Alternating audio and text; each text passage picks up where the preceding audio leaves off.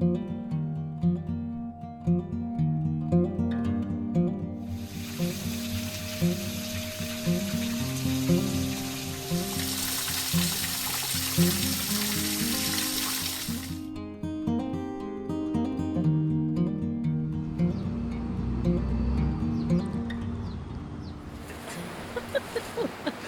I'm Bud. And I'm Renee. On this stop, we're going to go to the Motor Mill.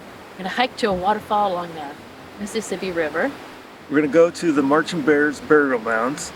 We're going to visit some towns around this area. And we'll go to a fall festival. So come along with us as we explore Eden.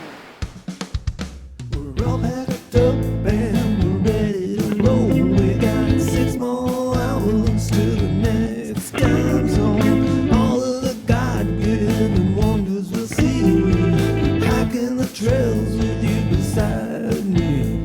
There's nothing I'd rather do than explore Eden with you.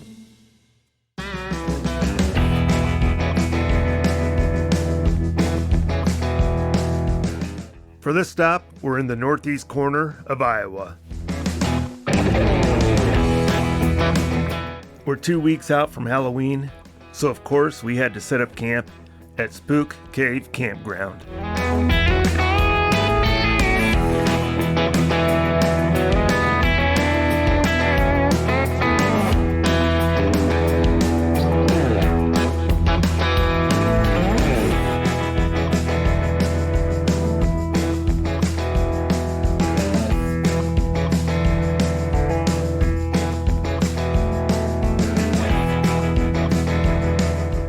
We'll check into the office and then set up camp.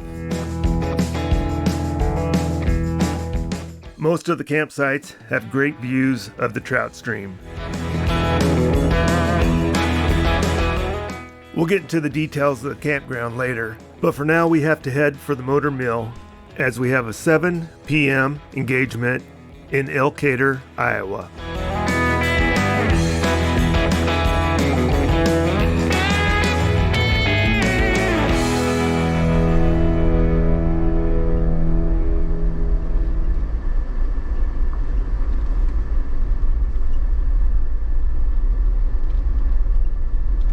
The Motor Mill sits along the Turkey River, 7 miles southeast of Elkader, Iowa.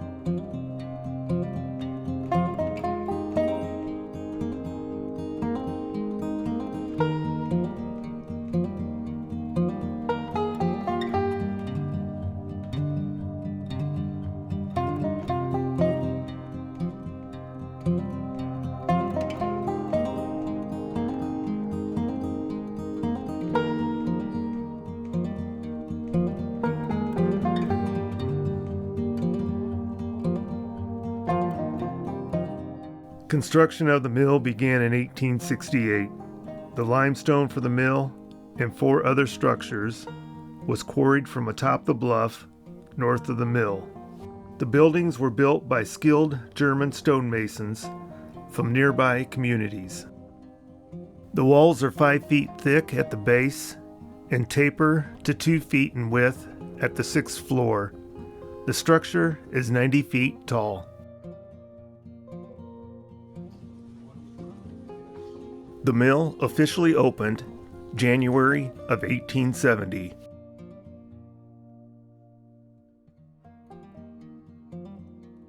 Most mills utilized metal turbines.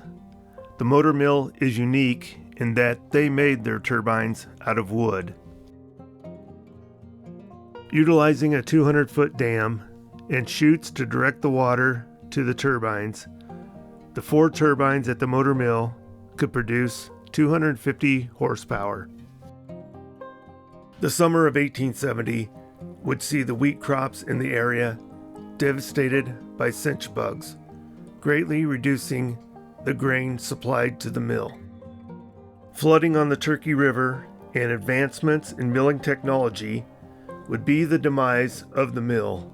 The flood of 1883 made the dam unusable, and after just 14 years of operation, the mill closed. The investors would never recover the $50,000 spent to build the building and $40,000 on the equipment. Well over $2 million today. The motor mill property was purchased by the Klink family in 1903, and they used the structures as farm buildings for the next 80 years. The milling equipment would be removed.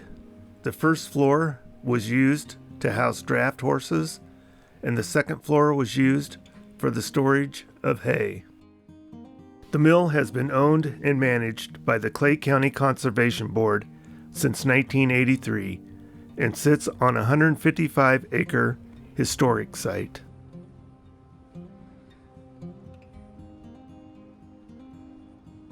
In the bottom floor of the mill, you can see the openings that were used for the flumes to direct water to the turbines. In 2020, volunteers removed 9 feet of sediment, over 50 truckloads, from the basement of the mill. 2 turbines were uncovered and preserved. 1 was damaged, and the 4th remains buried.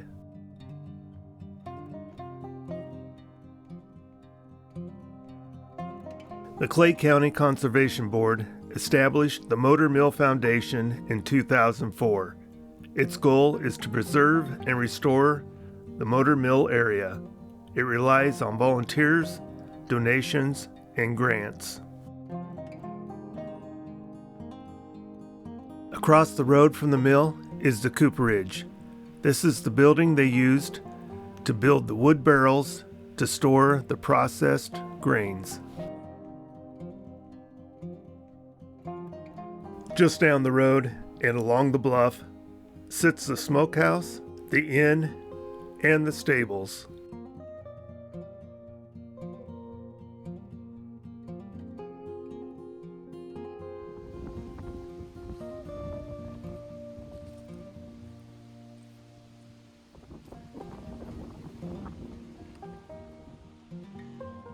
The inn at the mill was originally used for farmers who had delivered their grain to spend the night before making the trip home.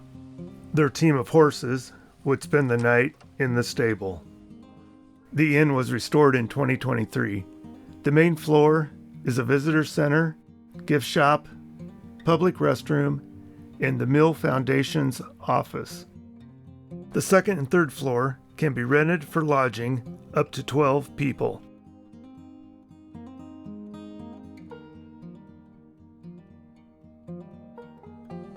The inn is an idyllic retreat destination for small groups. The site offers a perfect backdrop for wedding photos, and the inn would be an amazing spot to host your wedding party. And the rates are incredibly reasonable.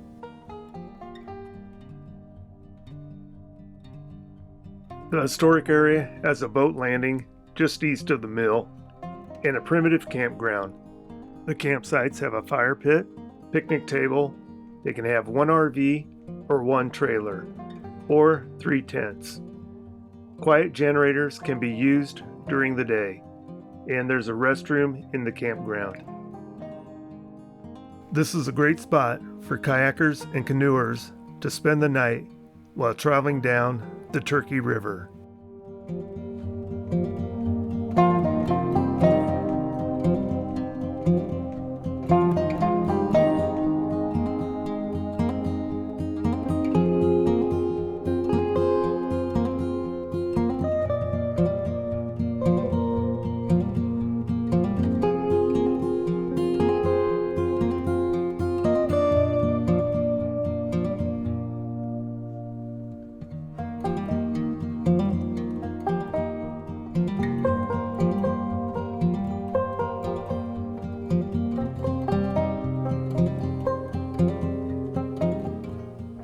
The original bridge at Motor was a wood structure built in 1868. In 1883, a flood would destroy most of the bridge, making it unusable. In 1898, a Pratt-through truss steel bridge was built. It has two 95-foot spans and a 16-foot wide wood deck. Floodwaters would take out the south span in 1991, and then the north span in 2008. Both spans would be rebuilt in 2012.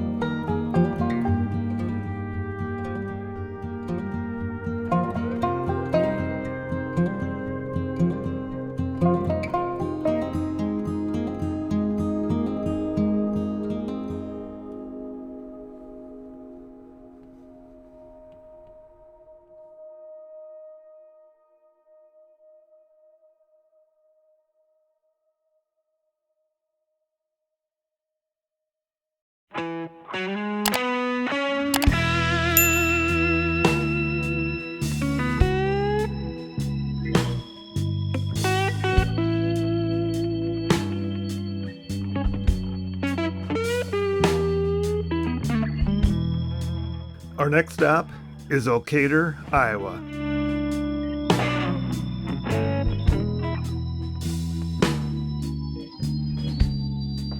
Elkader is a town in northeast Iowa that sits in a valley along the Turkey River.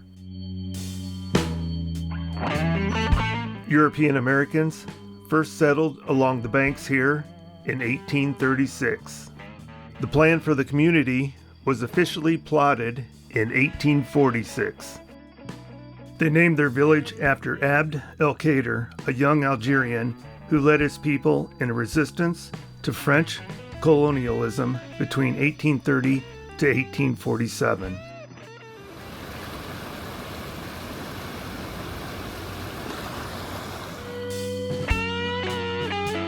In 2012, the Lowhead Dam in this area was modified to create these whitewater features.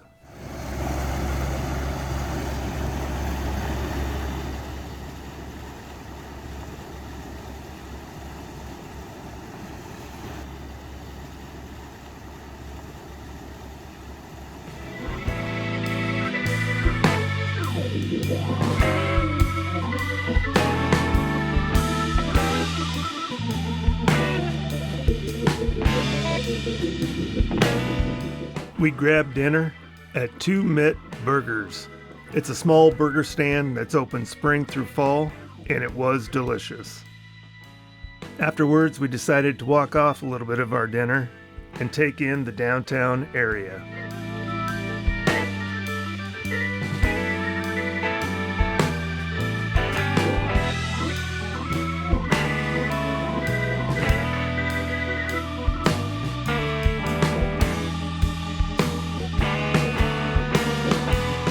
The downtown district is listed on the National Register of Historic Places.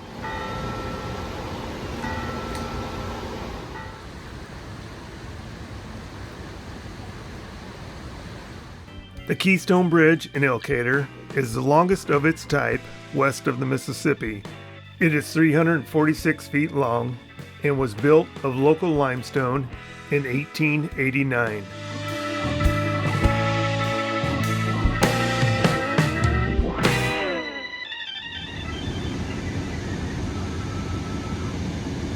The Clayton County Courthouse was completed in 1868. The clock tower is hand-wound twice a week.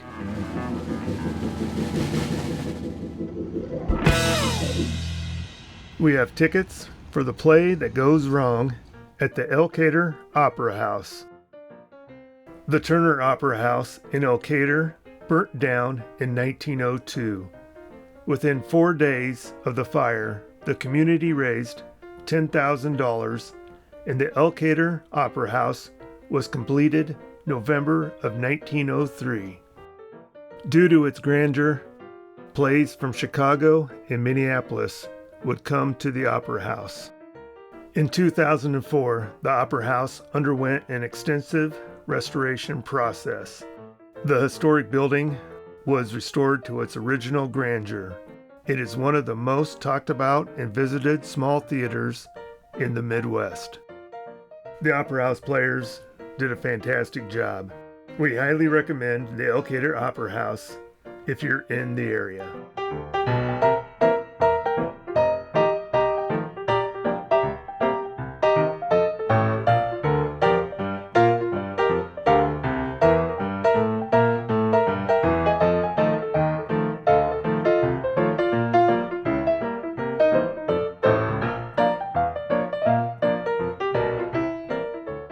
We got back to the campground around 9:30. Kids were out playing with flashlights, and it was a great night to sit down and take in the night sky.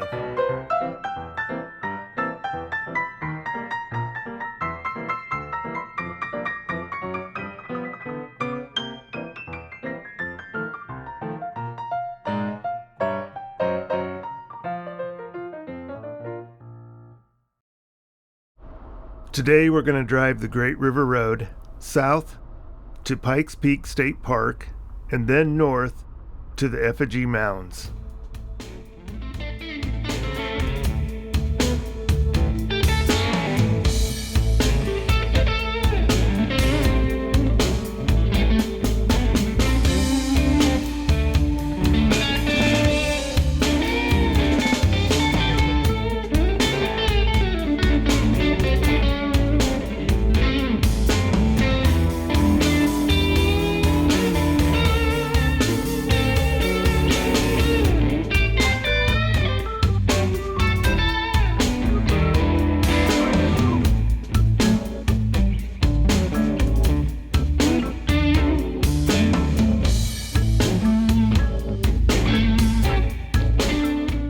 McGregor, Iowa is one of those small historic river towns that you could spend all day exploring.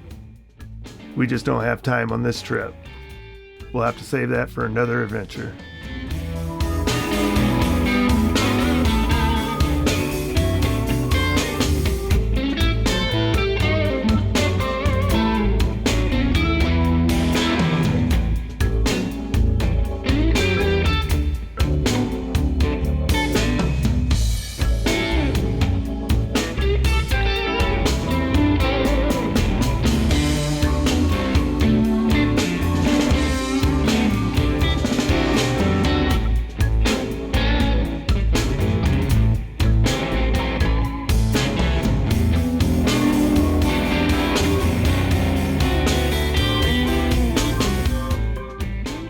Pikes Peak State Park in northeast Iowa covers 960 acres along the Mississippi River. It is known for its 500-foot bluffs that overlook the river. At the main parking, there's a small park office, information center, restrooms, shelters, and picnic tables. The park is named after Zebulon Pike, who visited the area in 1805 and identified a high point overlooking the Mississippi River as a potential site for a military fort, which became known as Pikes Peak due to its strategic location and view of the surrounding area.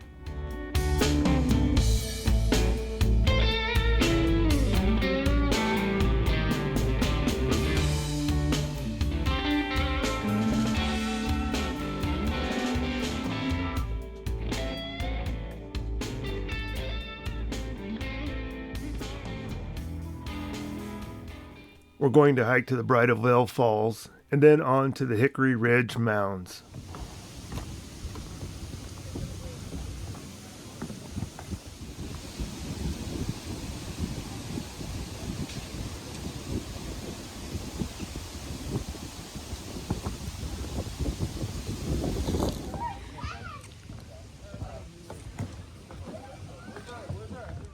The park has over 11 miles of hiking trails.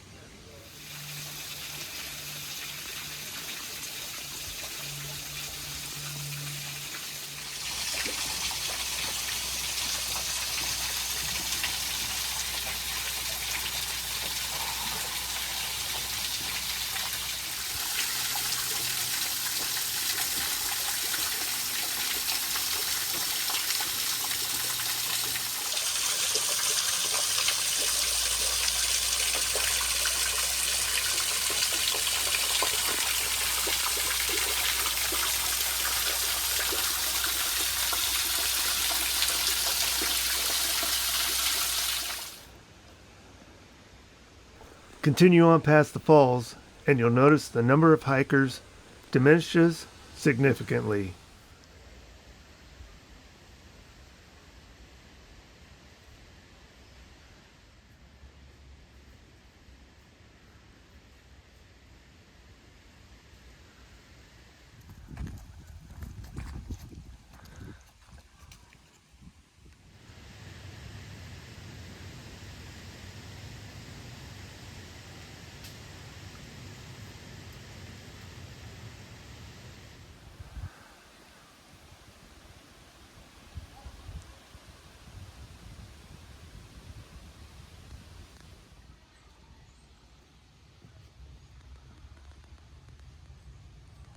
There are 63 Native American burial mounds within the park. You will see several of these along the trails.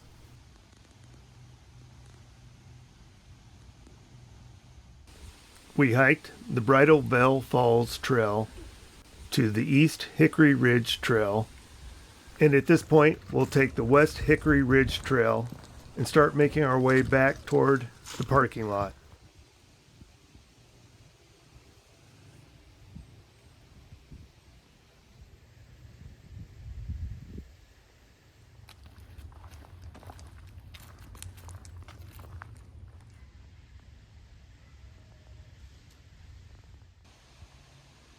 The West Hickory Ridge Trail will tee into the Weeping Rock Trail, which will lead us back to the parking lot.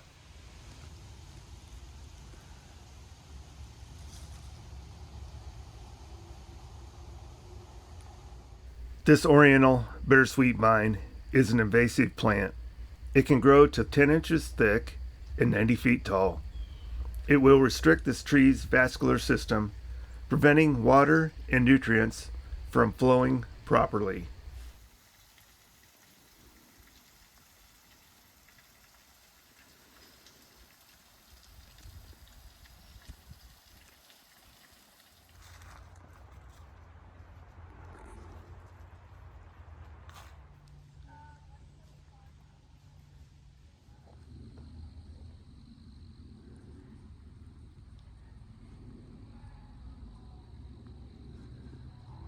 We made it back to the parking lot around noon, just in time to grab some fast food and head to our next destination.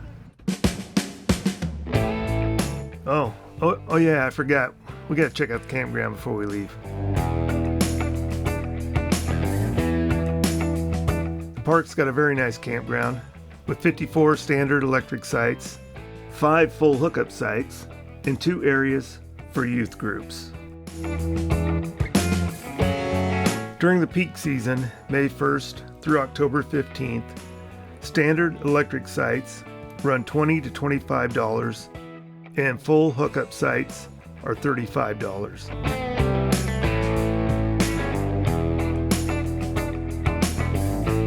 We're heading north, back through McGregor, then Marquette. We're going to grab a quick bite to eat in one of these towns before we head on to our next stop.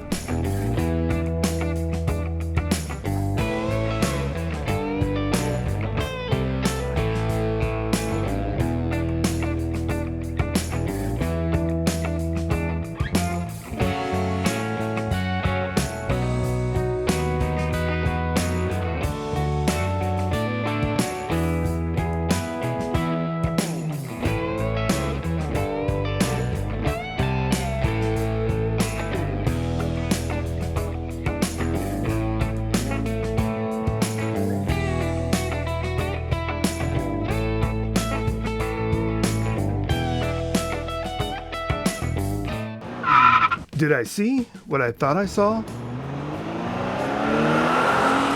It is a mid-60s Ford van made out to look like the Mystery Machine. Scooby-Doo!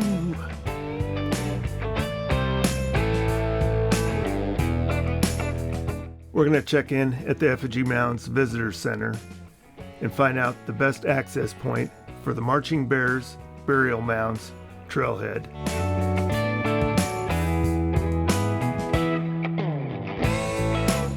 The Visitor Center goes into detail on how the mounds were built, the people that built them, and artifacts from the area. And the rangers at the visitor center were very helpful.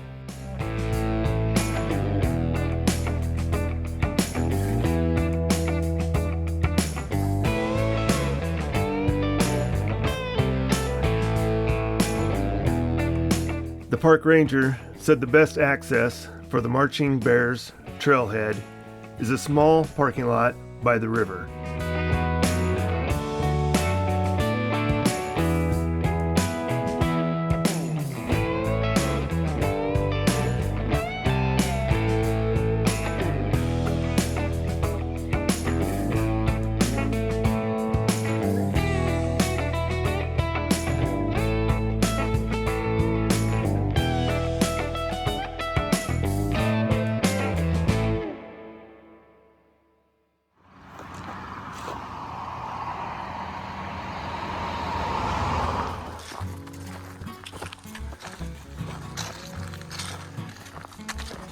We're sure we couldn't drive the Jeep up here, right? From the river to the top of the ridge is a fairly steep quarter mile. And I was kind of feeling like it would have been nice to have been able to drive to the top of the ridge.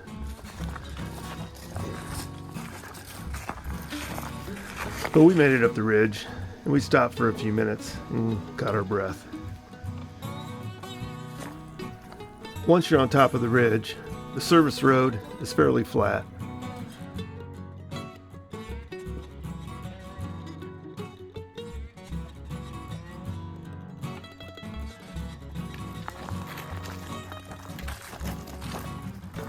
So how far was the hike? 1.7 miles and around 400 feet elevation change. It's not bad. No. The clearing for the Marching Bear Mounds is large. We figured it went roughly 0.3 of a mile. The burial mounds are easy to distinguish in person and hard to capture on camera, and you cannot fly a drone in a national monument. Here I crudely outlined a bear mound. The national monument covers over 2,500 acres and contains 206 burial mounds. The Marching Bear Mound Complex is one of the most important preserved effigy mound groups in North America. It contains 10 bears, 3 birds, and conical mounds.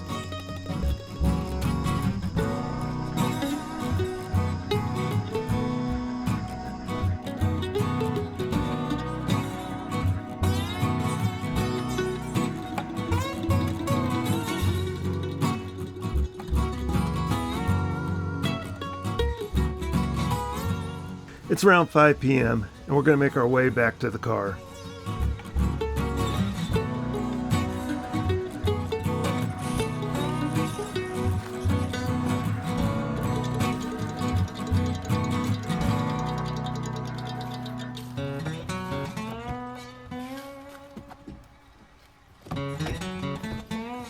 Well, we walked off that light lunch and we're ready to go grab dinner.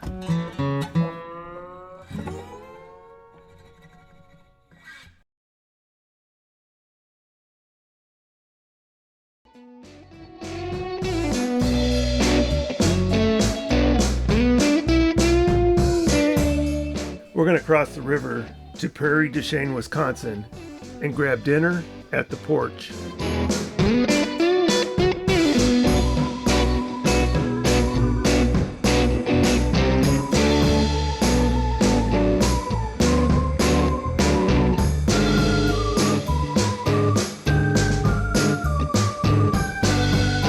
The Porch serves pizza and smash burgers, and there's plenty of TVs to watch the college football games.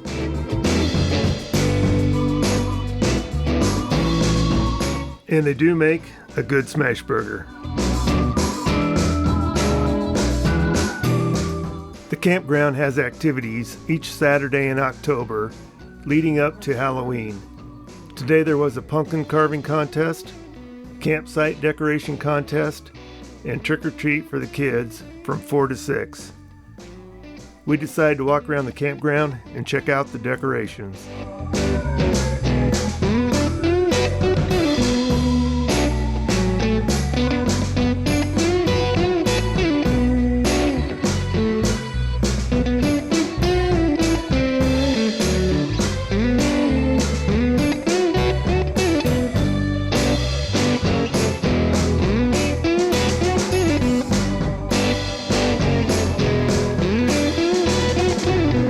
We're not sure who won the decoration contest, but it was a nice night for a walk and to sit outside and watch the moon.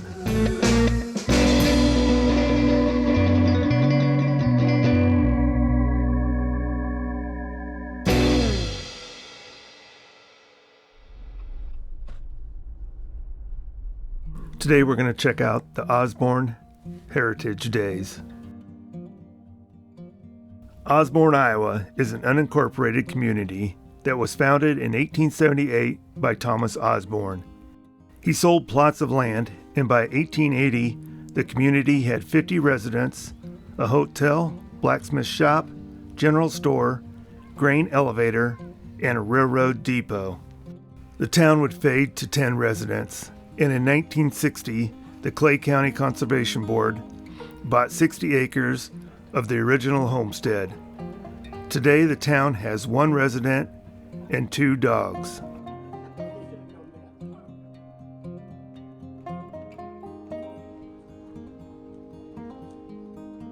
A local couple recommended that we try the buffalo stew, and it was probably the best stew I've ever ate. You got a bowl of stew, and they just asked for donations.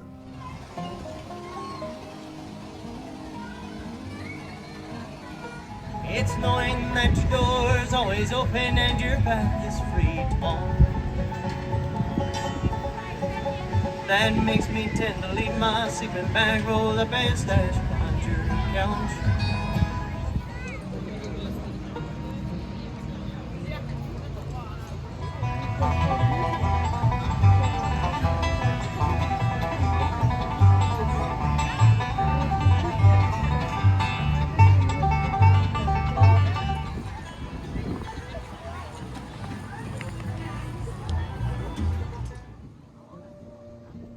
I just want to let you know that the brisket and mac and cheese was delicious.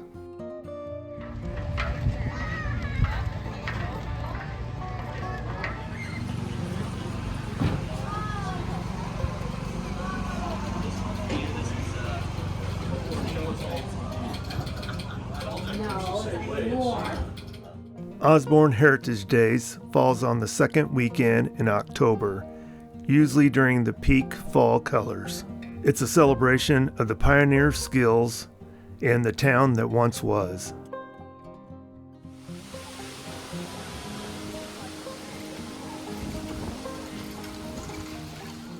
I ate more than I should, and just like that, we're out of here.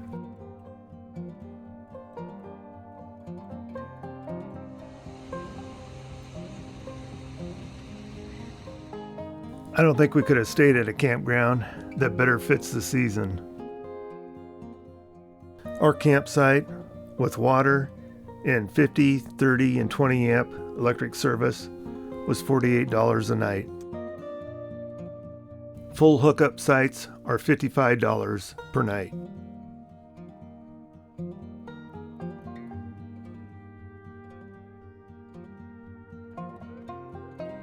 The restroom and shower house were spotless, and the water was hot. The cave tours start in May and last through October.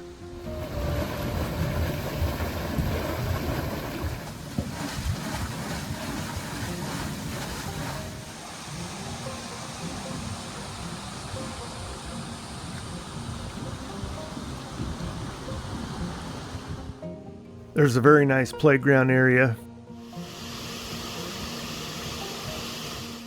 There are 2 natural springs within the campground, one that emerges from the cave and one from the bluff.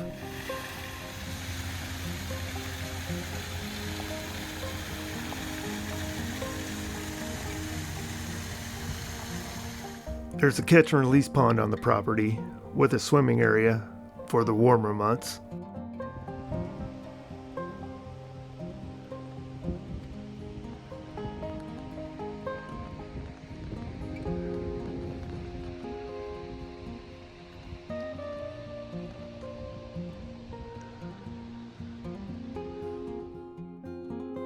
And they have several cabin rentals that can sleep 4 and up to 16.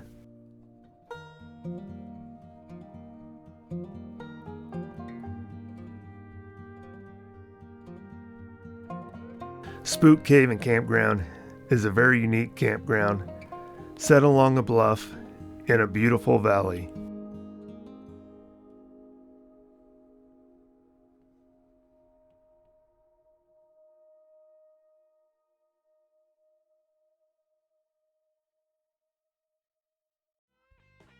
We have truly enjoyed our stay in Northeast Iowa. The Motor Mill, with its rich history and beautiful setting, has been a highlight. The charming small towns added to the experience. The Elkader Opera House is a majestic venue, and the performers were fantastic. We haven't laughed that hard in a long time. Pikes Peak State Park and the Effigy Mounds are well worth the time spent hiking. We also enjoyed some delicious food, and there's no better place to camp in October than Spook Cave and Campground. We hope you have enjoyed the video, and until next time, take care of yourself and those around you, and get out and explore Eden.